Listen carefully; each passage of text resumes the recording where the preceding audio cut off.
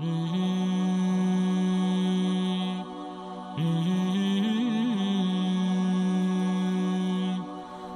الله ليستحي من عبده إذا رفع إليه يديه بالدعاء أن يردهما صفرا.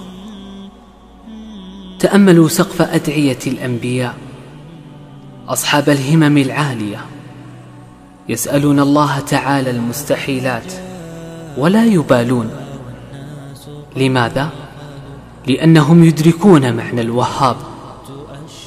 تأملوا قول نبي الله سليمان عليه السلام، قال رب اغفر لي وهب لي ملكا لا ينبغي لأحد من بعدي إنك أنت الوهاب.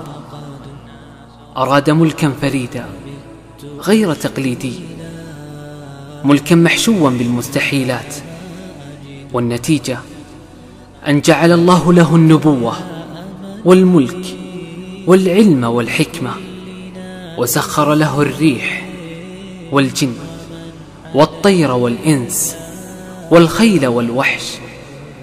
فليس من الزهد التواضع في الدعاء. ارفعوا سقف دعائكم في الدنيا ولا تترددوا، وارفعوا سقف دعائكم في الآخرة فاسألوه الفردوس الأعلى، حتى لو رأيتم بأنكم لا تستحقوها فأنتم تتعاملون مع الوهاب.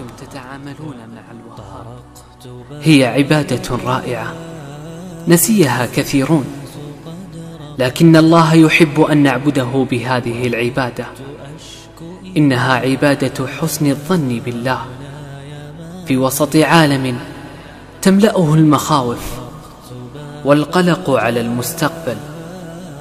تأتي هذه العبادة تمسح على قلوب الناس وتعلمنا أن نعيش بفكرة رائعة، هي على قدر حسن ظنك بالله يحدث لك الخير ويبعد عنك الشر.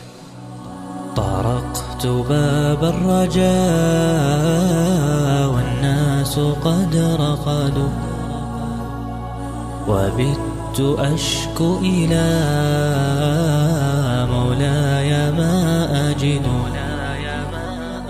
وقلت يا أملي في كل نائبة